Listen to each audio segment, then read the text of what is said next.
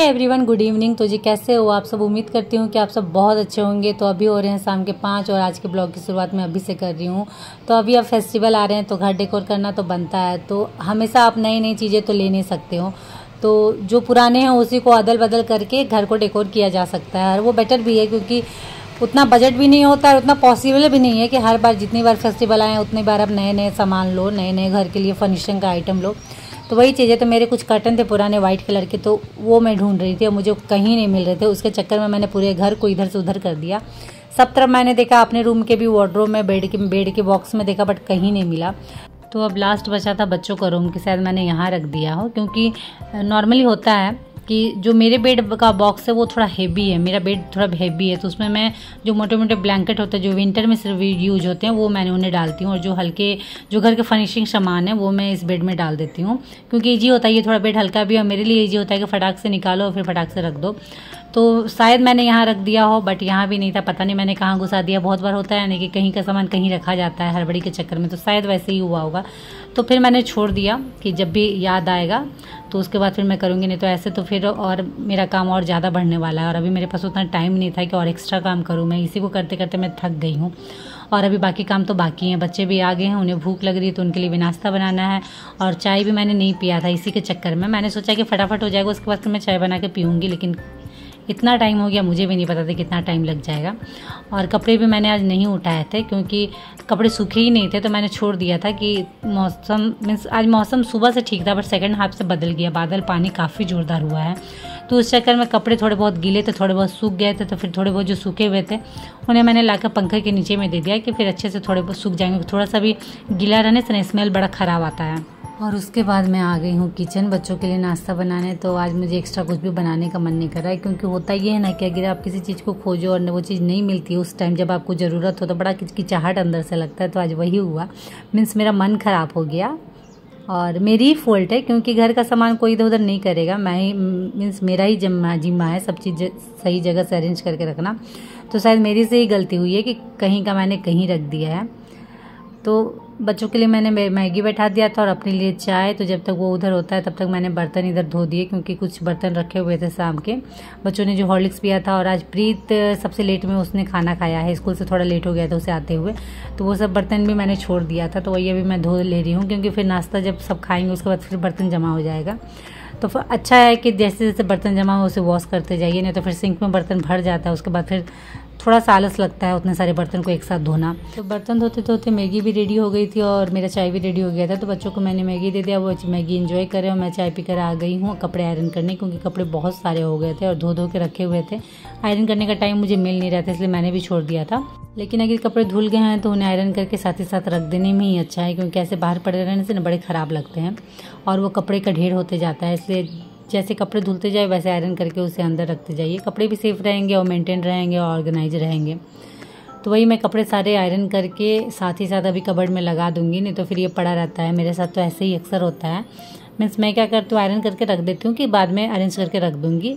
तो उसी चक्कर में क्या होता है ना, 2-3 दिन कपड़े पड़े ही रहते हैं बाहर, तो इसीलिए मैं अभी आयरन करके साथ ही साथ कबर्ड में अरेंज करके रख दे रही हूँ, मेरा ही काम हल्का होगा।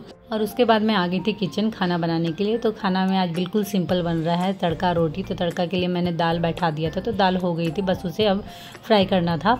और रोटी के लिए आटा सानना बाकी है, तो पहले चलिए दाल को फ्राई कर लेते हैं, उसके बाद फिर आटा गूँथेंगे। और फ्रेंड्स, आप लोग के मैसेज आ रहे थे, मुझे अभी याद आया कि आप किस ऐप से एडिटिंग करते हो, थंबनेल बनाते हो।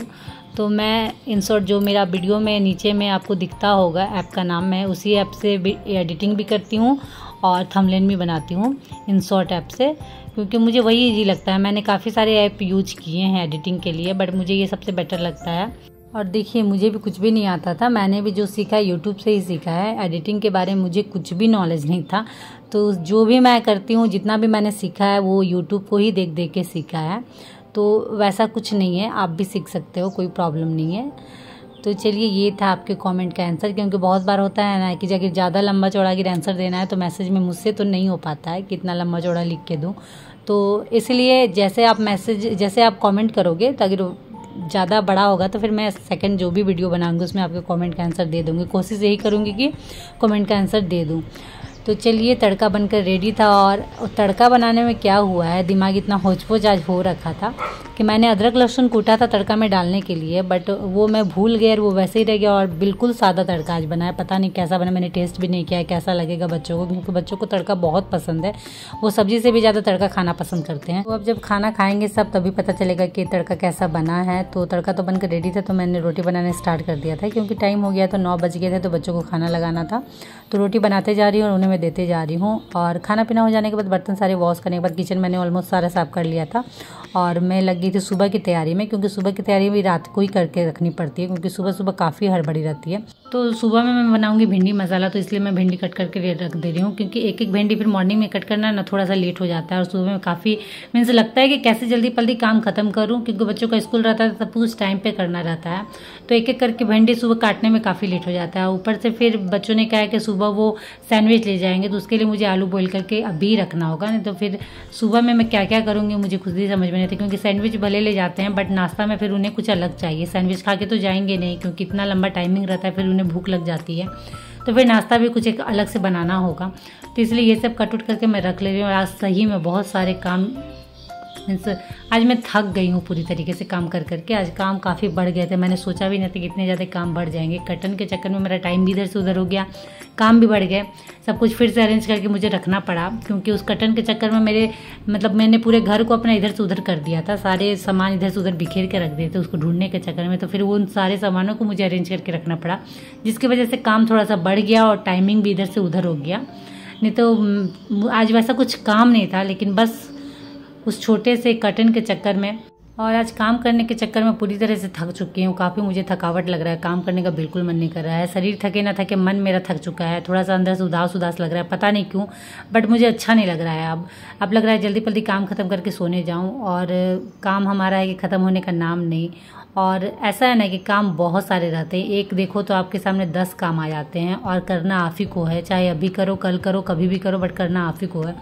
तो इसीलिए कोशिश करती हूँ, पहले मैं भी टाल देती हूँ थी, लेकिन मेरे साथ ही दिक्कत होता था, इसलिए अब सीख के इतना सीख चुकी हूँ कि टालने से अच्छा है कि जब आपके पास टाइम हो, जब आपके पास फुर्सत हो, तो वो काम उसी वक्त कर दो, ताकि नेक्स्ट डे के लिए आपके लिए थोड़ा सा काम ईजी हो जाए।